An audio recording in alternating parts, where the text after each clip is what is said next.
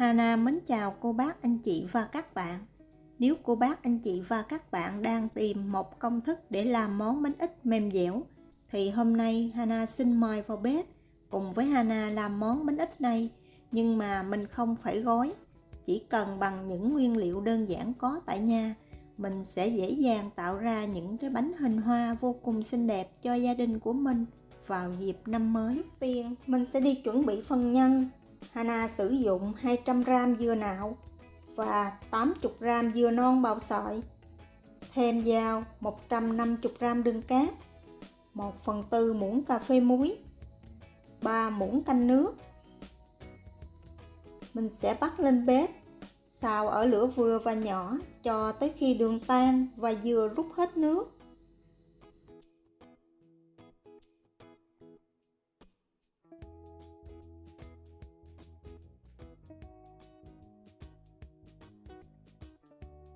Sau khi đường tan và dưa hoàn toàn rút hết nước, mình sẽ cho vào một muỗng canh bột bánh in hoặc bột bánh dẻo, hoặc là cô bác, anh chị và các bạn không có, mình thay thế bột bắp cũng được.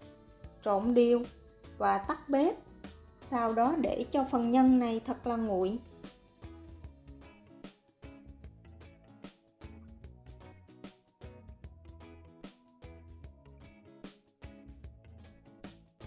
Tiếp theo mình sẽ đi chuẩn bị phần bột. Bột nếp Hana sử dụng 350g. Cô bác, anh chị và các bạn có thể sử dụng bất cứ loại bột nếp nào mình có. Thêm vào 1/3 muỗng cà phê muối, mình sẽ rây cho bột mịn. Bột gạo thì Hana sử dụng 25g. 4 muỗng canh dầu ăn,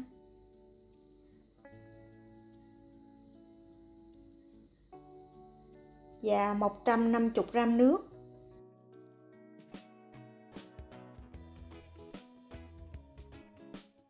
Khuấy đều hỗn hợp bột gạo, sau đó bắt lên bếp ở lửa vừa và nhỏ và khuấy cho tới khi hỗn hợp sệt lại thì mình tắt bếp.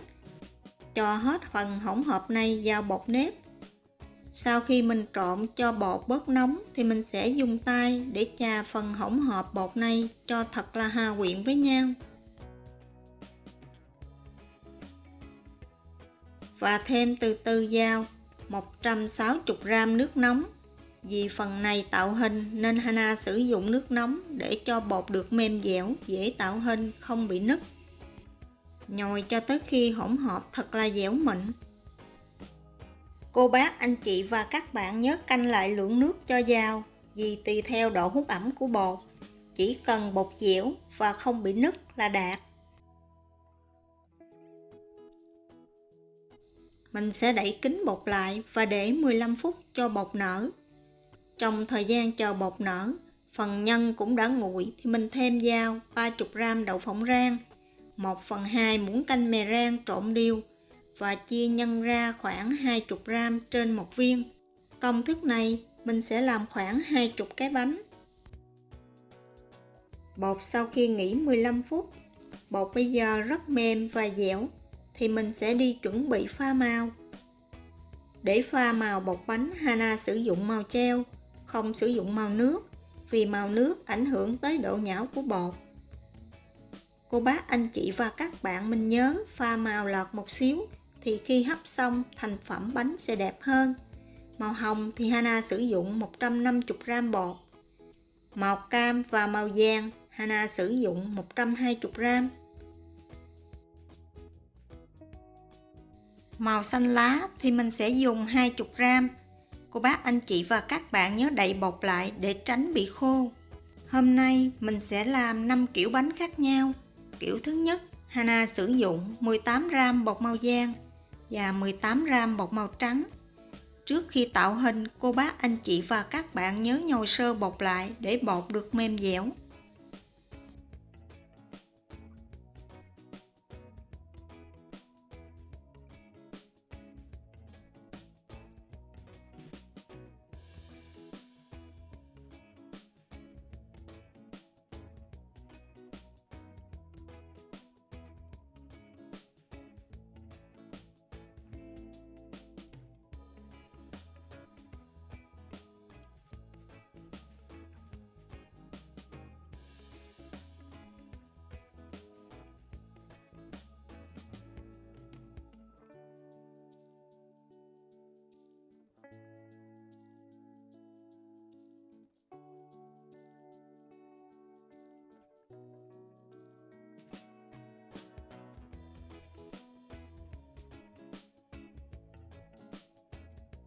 Để bánh được bóng đẹp hơn thì mình sẽ áo bên ngoài một lớp dâu.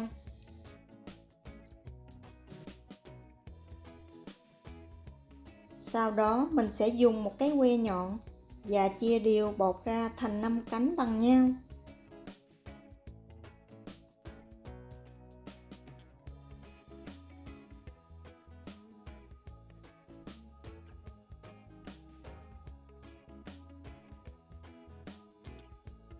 Để tạo hình 5 cánh hoa, cô bác, anh chị và các bạn có thể sử dụng miếng cắt bột để mình làm.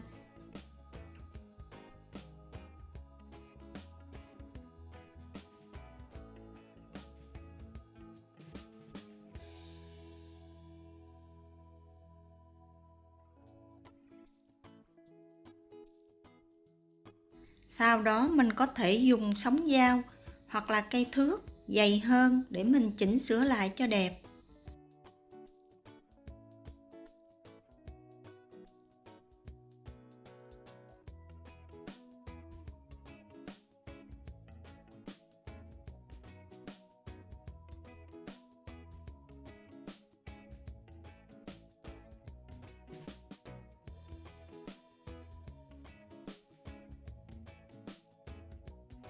Phần lá trang trí thì Hana sử dụng một ít bột màu xanh và một ít bột màu trắng.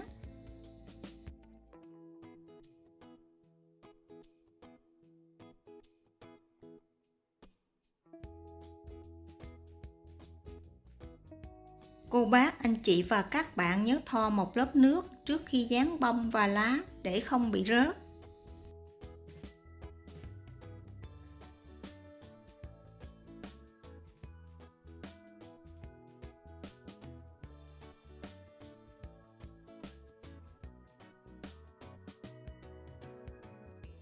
Và mình sẽ lót ở phía dưới bánh một miếng lá chuối hoặc là giấy nến cũng được. Để tạo phần nhụy phía trên thì Hana sử dụng một ít bột màu vàng. Mình sẽ dùng ray để nhấn bột và tạo hình.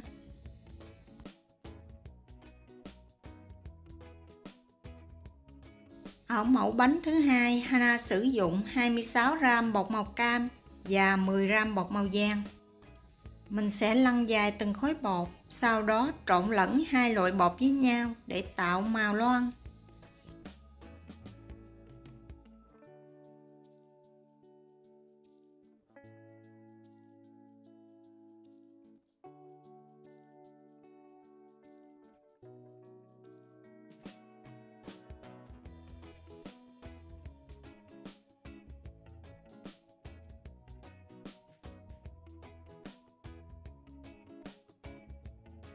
Lấy một ít bột màu xanh để làm lá và một ít bột màu trắng để làm bông. Phần hoa, nếu cô bác, anh chị và các bạn không có khuôn để tạo hình, mình có thể dùng tay.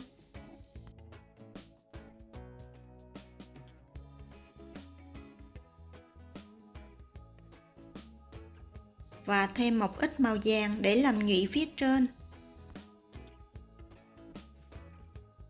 Mẫu thứ ba thì Hana sử dụng 34g bột màu trắng và 2g bột màu hồng. Mình sẽ đặt màu hồng lên màu trắng, sau đó cũng ấn dẹp và gối nhân lại.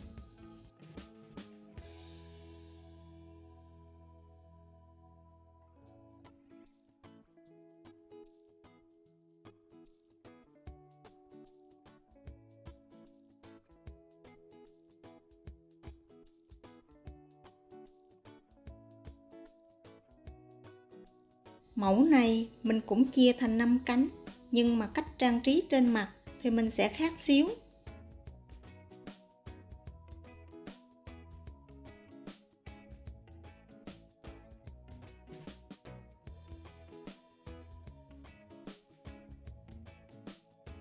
Mình sẽ sử dụng một ít bột màu trắng và bột màu hồng để làm hoa hai màu.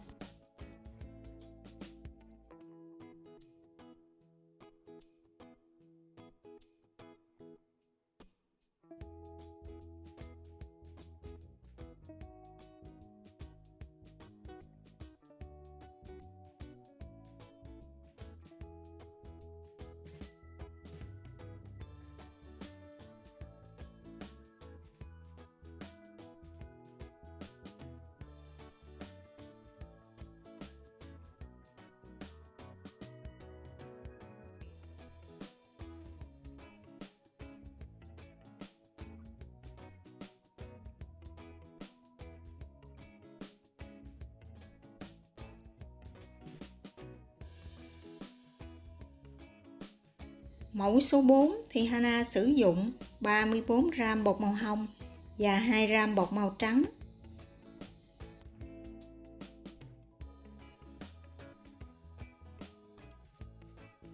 Mẫu này thì Hana sẽ chia thành 3 cánh để tạo hình được dễ dàng hơn.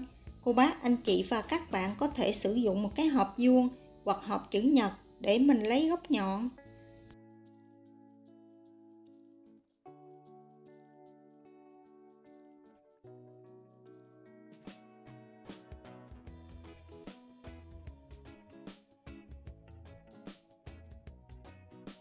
Phần nhụy trên mặt, Hana sử dụng một ít bột màu vàng.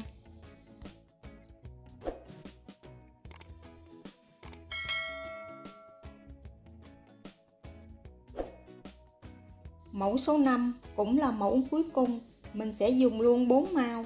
Hana dùng 30 gram bột màu trắng, 2 gram bột màu vàng, 2 gram bột màu cam và 2 gram bột màu hồng.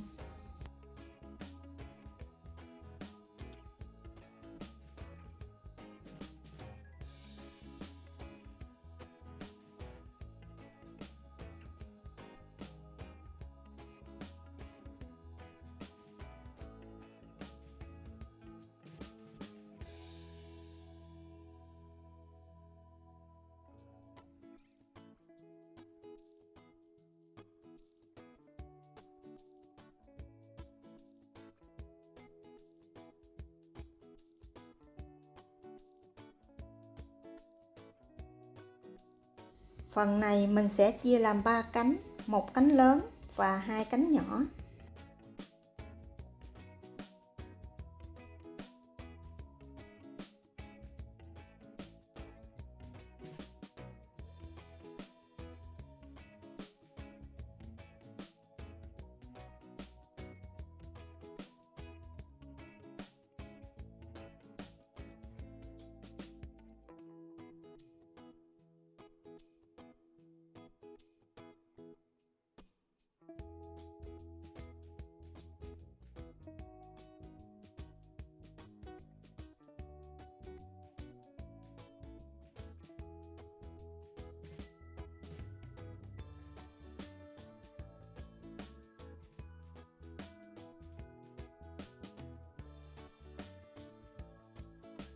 Phần bột và phần bánh trong khi tạo hình, cô bác, anh chị và các bạn nhớ đặt vào hộp kín để tránh bị gió làm khô bột.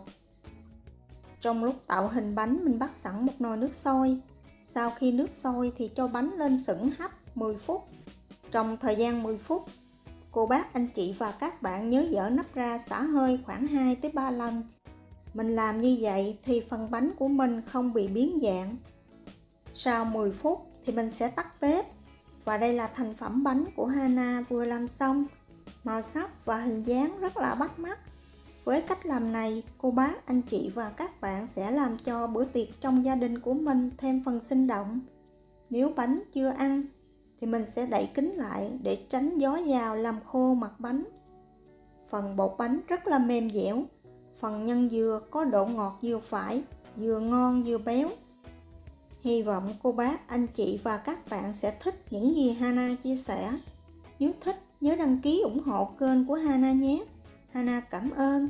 Hana kính chúc cô bác, anh chị và các bạn nhiều sức khỏe, nhiều niềm vui và nhiều thành công trong cuộc sống.